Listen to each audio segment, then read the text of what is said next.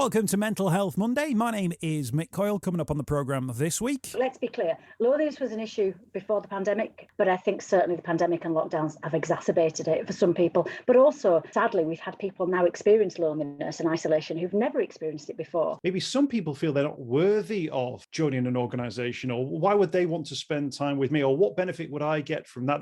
That's for other people. It's not for me. But we have to engage those people a little more, don't we? If you are feeling lonely, if you're feeling isolated, don't be afraid to ask for help, because it's a strength, it's not a weakness. And I'll be reminding you how you can make connections with mental health organisations within your community. It's Mental Health Monday. The home of the UK's conversation about mental health. Welcome to the podcast. My name's Mick, and thanks for checking us out once again. And I've got a two-parter for you on this week's episode. A lot of conversations about mental health coming up, and plenty coming up in the next few weeks as well. So although this one is a timely one, I wanted to make sure that both of the conversations went out this week. The first of them is with the Batley and Spen MP, Kim Leadbeater. That's the first time Kim's been on the programme, and it's been great to get her on. She is part of the all-party parliamentary group on loneliness and connected communities, which is supported by the British Red Cross to basically help tackle the underlying causes of isolation. Actually, there's some new stats out that look at the impact of isolation and loneliness on people's both mental health, but their physical health as well. So check out these stats, right? So if you are lonely and you suffer with or from loneliness, you can increase your risk of dying by 26%. A 26% increased risk of dying from being lonely. Now that's the equivalent of smoking 15 cigarettes a day. Now that's huge, isn't it? Now, 2/5 of people say that the pandemic has had a lasting effect on relationships and social connections, while around 1 in 3 say they've had difficulty reconnecting with friends and family as we've recovered from these restrictions that we've been living under for the last couple of years. So this is an issue which existed before, and it's certainly an issue which still exists now, despite everything that's happened in the last couple of years, and maybe even compounded by everything that's happened in the last couple of years. So Kim Leadbeater is on the way. And then a slightly different conversation with someone with a very similar name, Helen Leadbeater. Now, Helen is from the Children's Society. Now, we caught up with Helen in November of 2020, and we were talking about the impact that lockdown was having on young carers. These are young people who look after a family member within their home. And of course, during lockdown, they were unable to get hold of some of the support. They obviously weren't going into school, so their connections were really sort of broken at that point. Some of the services that they were accessing as well shut down as a result of the lockdown. They were having a really difficult time of it. And as part of that conversation, I said to Helen, what are the main issues here that you're tackling with? And one of the things she said was that they had an issue with the number of, or knowing the number of young carers that there are in the country, that it was all on guesswork and estimates. And actually, the thing that they needed to do was to basically get a register, if you like, of young carers, so that those who needed help could get help, so that they could access support, and then this wider support could come around them and the people that they were caring for. And the idea that Helen had, and it was one which we promoted as well through Mental Health Monday and the work I do working on the radio, was to get the government to include a child's carer status on the school's register, the school's census. So at the moment, if you're, for instance, like a kid who's in a military family, that will sort of flag up at school, and the school will actively sort of find out about that child, because it means that their life is a little bit maybe different to other children, various other things that a child would be on the school's register, the school's census for. And I'm really pleased to say that off the back of the work that we did with the Children's Society, with the backing of the Carers Trust, through our Young Carers Count campaign, the government have said, yeah, that seems like a good idea. And as part of their Adult and Social Care Bill, they're going to introduce that as a policy. So from next year, in schools, young carers are going to be counted. Young Carers Count has worked. We've got a campaign win here, which is fantastic, and credit to those charities that I mentioned, the Children's Society and the Carers Trust, for flagging this as an issue, and it was been fantastic to help get this one over the line. So as of the start of next year, 2023, schools will start to register whether a child is a young carer, and with that, huge benefits, such as the fact that They will get the support. There'll be more understanding of maybe why they're late or they didn't finish their homework. There'll also be that support network that comes around the family as well. This could make a difference to literally thousands and thousands, maybe hundreds of thousands of children's lives. So I'm really, really proud of it. That's why I wanted to have that conversation as well. So Helen Leadbeater from the Children's Society is on the way. First up, Kim Leadbeater, talking about loneliness. And included within this is a Red Cross helpline that you can call if you want to get involved in that. But I said to Kim that, people will think that loneliness is just an emotion that doesn't have a long-term impact. But quite clearly, there's something serious going on. There is, very much so. Chronic loneliness can have a serious effect on your physical and mental health and well-being. And that's why it's really important that in Loneliness Awareness Week, we're having that conversation, we're starting that dialogue again, which we've done a lot of work on pre-pandemic. And then sadly, over the last few years, we've got loneliness hitting more people than ever. So it's really important that we revisit that conversation now. Yeah, just you mentioned the COVID pandemic, and we don't like to keep talking about it. But actually, I think at the time people thought, oh, maybe there are going to be people isolated now. Maybe I do need to go and pick up the shopping. Maybe I do need to sort of take action to support someone. And yet I think 2 in 5 people, as part of the survey out today, said that there are lasting effects on relationships through COVID. So this big shock or jolt that we got maybe hasn't had this long-term impact of positivity that people may have hoped would come from it. There are still a lot of people struggling, I guess. Very much so. Look, let's be clear. Loneliness was an issue before the pandemic, before the lockdowns, but I think certainly the pandemic and lockdowns have exacerbated it for some people. But also, sadly, we've had people now experience loneliness and isolation who've never experienced it before. So that's why it's really important to go back to this. And I think you're right. One of the things that I really hoped for was that the togetherness and the sense of neighbourliness that we had during lockdown would be continued after. But it's very easy, isn't it? We go back to our jobs, we go back to our lives, and it's very easy to lose sight of those connections that we were making when times were really difficult. So I guess that's a call to action in Loneliness Awareness Week, is to say, do not stop checking in on your neighbours and your friends. And as we do get back to whatever normal looks like now, if there is somebody missing from your local choir or your running club or your church, just give them a shout, give them a nudge and check in on them, make sure they're okay, because we should never lose that sense of togetherness that we saw during the deepest, darkest days of the pandemic, even when times were so tough. As a working MP, you'll pick up, case studies all the time, people who've got issues. You're relatively new to the role, but can I ask you, in terms of loneliness, isolation, what when it comes up raised in a surgery or something like that, what does that sound like, and what are the impacts on your own constituents? Well, interestingly, it's very unusual for someone to present themselves as being lonely. And this was what my sister Jo Cox found when she was the MP, that knocking on doors, people wanted to have a chat. They wanted someone to listen to them. They wanted a friendly ear and a smile. So people won't come forward and say, oh, I'm really feeling lonely. They might present with other issues, but then the conversations that you have with them, and GPs report this as well, they might come with a minor medical ailment, but actually they want that conversation and they want that human interaction. So I guess you've got to pick up on those signs. And then what you can do is signposting to groups, community groups, organisations where they can get that support network in place. And the good thing is, in my constituency and across the whole country, we've got so many brilliant voluntary groups and organisations where you can go and have that social interaction that we all need as human beings. So I think as MPs, as GPs, as anybody who is coming across members of the public on a regular basis, just look out for those signs and make those suggestions where you can. I know certainly for me as an MP, this can be quite a lonely life sometimes. So I always try and get out and about and do as much as I can with groups of people to have the conversations that we all need.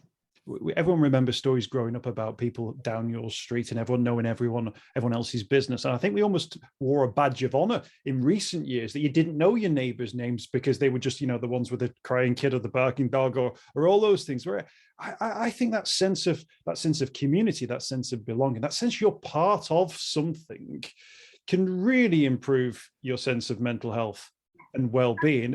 But I also think, Kim, that maybe some people feel they're not worthy of joining an organization, or why would they want to spend time with me, or what benefit would I get from that? That's for other people, it's not for me. But we have to engage those people a little more, don't we?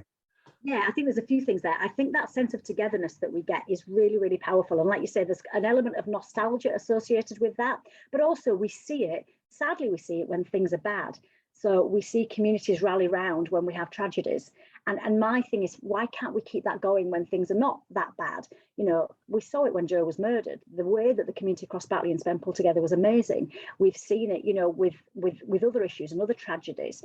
But we also see it in good times as well. I mean, the way that people came together over the Jubilee weekend was brilliant. And it just shows you that people do want that opportunity to connect. But sometimes they almost need to be given permission or validation. I think the other way of framing it, like you said, that thing around people feeling, well, why would I reach out to somebody, or why would I go join something? Sometimes you can do it in a more subtle way by becoming a volunteer yourself. So you might not be the one who wants to go and ask for help, but you can be the one who offers the help, because there's so much power in volunteering at local groups and community organisations, as well as being a user or a member of a group or an organisation. So I think whichever way you want to frame it, just get involved in stuff in your community. And then we've got to call on the government, obviously, to do their bit and build communities where people have got opportunities to come together, support the voluntary sector properly, so it's properly funded, so that we can create those opportunities. And then by taking this holistic, multi-layered approach, we can ensure that every single person has those connections that we all innately need as human beings. I think so. And I think there's a lot in, you know, that thing where we used to have hobbies. Now we've got side hustles. This idea that if you're making something or doing something, you can't just do it for fun or because it gets you in touch with a few people in your local community. It's because you're then trying to sell it on, you know, Facebook or so. And part of me thinks those old-fashioned things, I'm calling them old-fashioned, they don't need to be old-fashioned, of playing football, going down, sitting in a room with some people, the bingo halls, all those sorts of things.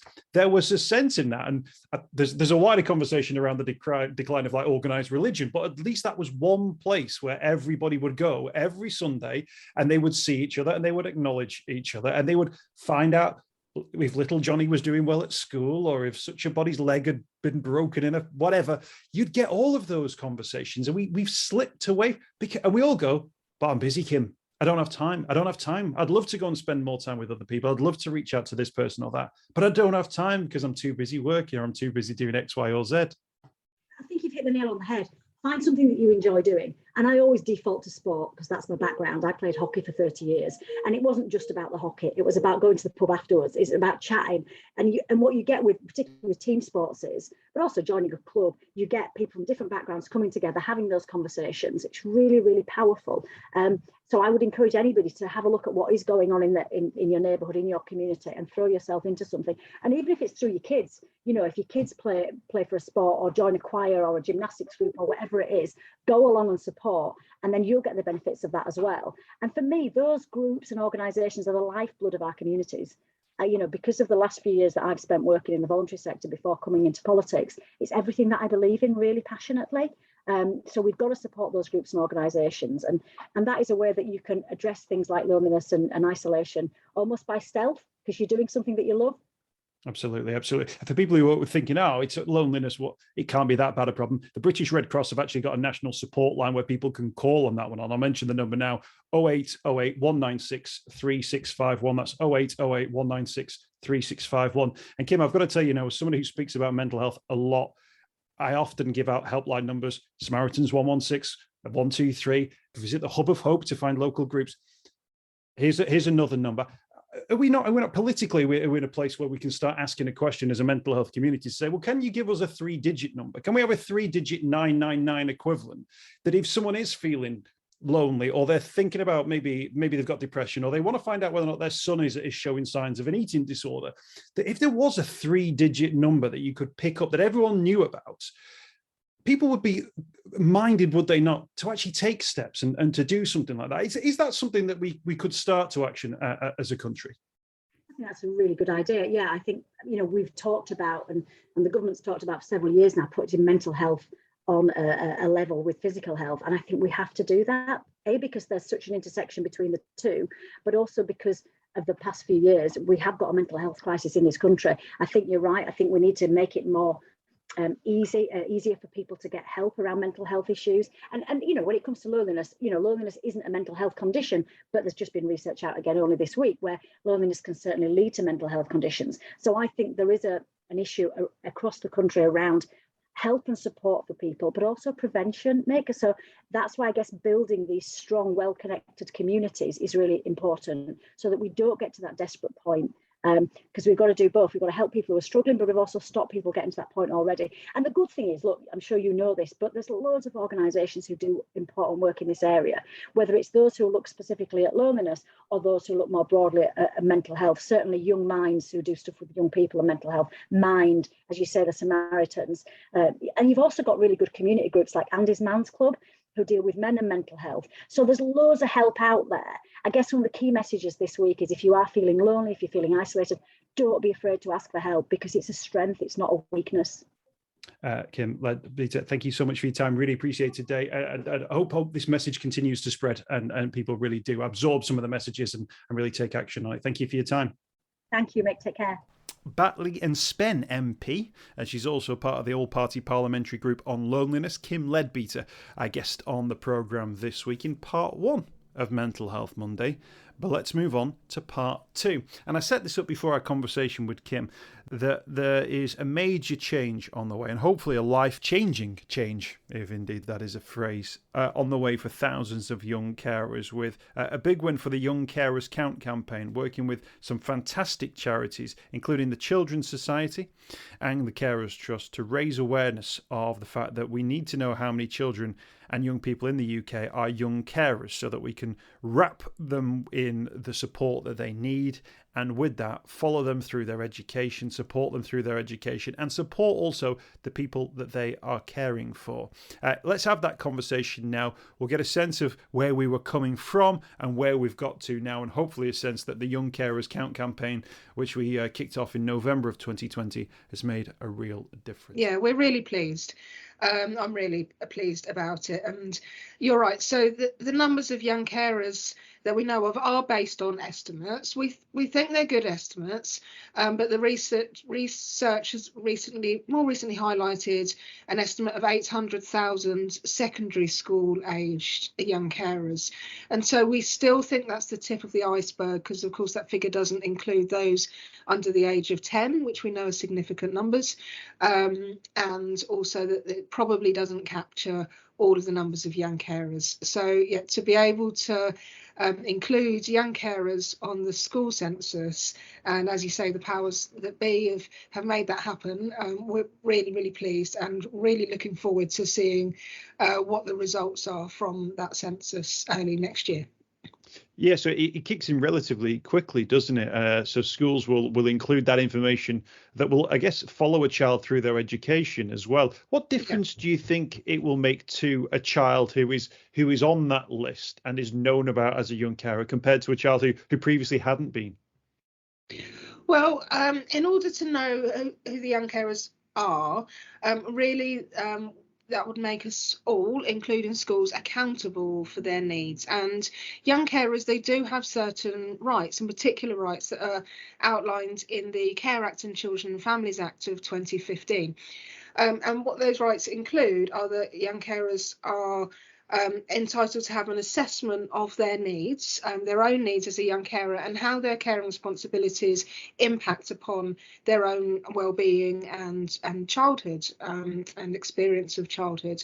And that's assessment that should automatically also trigger an assessment of the needs of the person that they care for, and be that a parent, be that a grandparent, be that a sibling. Some young carers care for a number of different people within their family who may have needs, and so that should also trigger an assessment of those needs, in order to look at what support they might need, in order to then reduce the impact or negative caring responsibilities that young carers are carrying out. So why it matters is because it will make us accountable and make sure we are looking at and thinking about the support needs of those young people. There's obviously the structural changes that come in as a result that you've just highlighted there.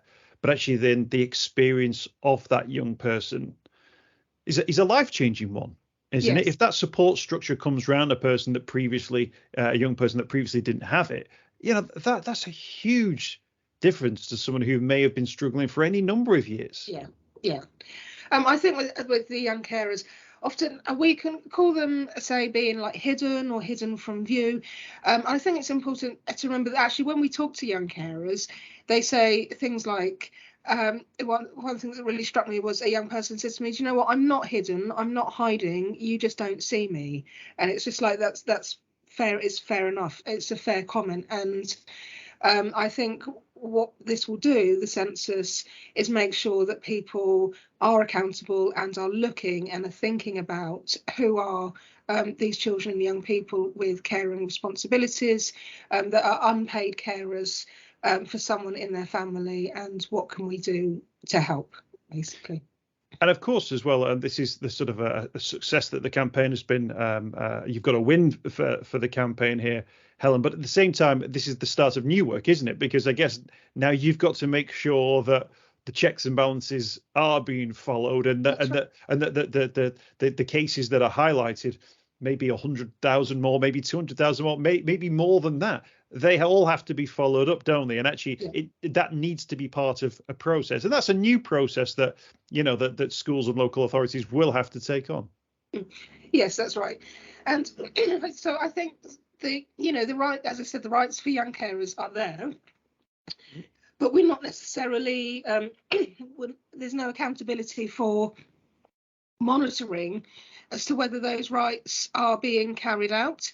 So, but with better monitoring and with systems in place such as the school census, and therefore asking who are young carers, have they had an assessment of their needs, is there support being provided to their family, it strengthens the monitoring of those rights that are already there for young carers. It means that they'll have better access to support systems in place for young carers. Can I just on a personal level as well for those young carers, particularly within a school environment, you mentioned there the support systems that will come into place, but can I just in terms of just maybe even understanding, a teacher that understands why a child is coming into school with maybe a uniform that's not clean, or has not been able to complete a homework task, or has showed up 10 or 15 minutes late. A sense of understanding from the teacher, that comes with it's obviously very taboo to do some of those things in that school environment. But that understanding that prevents, a snarky comment from a member of staff, I guess as well makes that child's life so much easier. Yes, that's right. So what we ask for is that there's someone in the school, a lead teacher or lead school staff, pastoral support lead, whoever it is, that has responsibility and understanding of the needs of young carers, and somebody that those young people can turn to and say, do you know what, I'm a young carer and this is what I have to do, and this is why my homework's late, or I was late to school this morning because I have to take my younger sibling to school first, and I have these responsibilities and it affects me, as opposed to punishing or thinking that the young person themselves isn't achieving, but recognising why these impacts are happening for them. Do you think schools are currently equipped with that trained member of staff, or is that something that will need to be included now and introduced? There are many schools that are doing great work and do have those systems and those teachers or member of staff in place. So at the Children's Society, we work in partnership with Carers Trust, and we have our National Young Carers in Schools programme that provides schools with tools and resources they need, which can include training for school staff about thinking about how to spot the signs of those pupils who are young carers, how to identify those young carers in their schools, and what resources they might need in the school, so that young carers themselves can come forward and ask for help and feel confident that they will be believed and trusted and respected for what they are saying as well. So there are many schools that we know do have these standards in place, and we also know that there are many schools that might need a bit more support or help or access to our resources to be able to implement that, now that they will be accountable, as we've said, for counting and including their pupils who are young carers within their census later this year. What are you expecting to see, do you think, once you start to see the first sets of census results? I'm really interested to see the first results, and as it's going to be carried out year after year, I think we'll be able to show the differences and trends. So I think it will show a better picture of how many young carers are out there. I think it will also show the numbers of perhaps schools who may not know or be aware of who all of their pupils are who are young carers. So I think it will show an interesting picture of where we might need to put a bit more support in place about how we can be working with schools themselves to be able to identify and think about their pupils who are young carers. Are you expecting to get a raft of phone calls from schools who kind of go, we didn't even know about this situation. Please help. What training can we put in place? What support might be there from an organisation like yours? Yes, I hope so. We would really welcome that. And I think that would show, the willingness of schools to be thinking about the well-being of their pupils and those pupils that are young carers as well. So, yes, I would absolutely welcome that raft of phone calls from schools saying, let's get some training in place. Let's think about who our young carers are. I think that would be a really positive outcome. Yeah, be careful what you wish for, Helen. That phone will start to ring, and then we shall see. But it's all for a really good reason.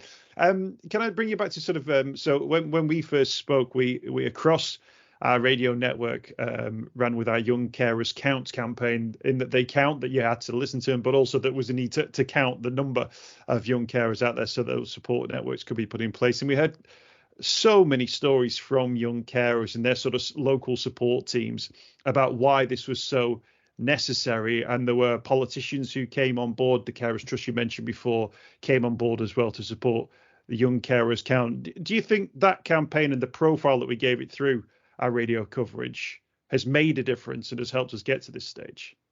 Yes, I think so. I think during the last 2 years, during the pandemic, I think it was recognised that the vulnerability of young carers perhaps increased because of the pandemic, or that there was a focus around thinking about unpaid carers, including young carers, during the time. So I think it did make a difference, and I think it showed that, as you put it, the powers that be, but those in the government Department for Education were listening, working with ourselves at the Children's Society, yourselves through that campaign, and our colleagues who we've worked in partnership with for many years at Carers Trust, and were listening, and that's what made part of the change, and a really welcome and positive change as well. We have been asking for and thinking that young carers should be included in the school census for many years, and I think that the kind of the push through COVID, through these campaigns, actually made the difference, and people listened and made that change, which is really welcome.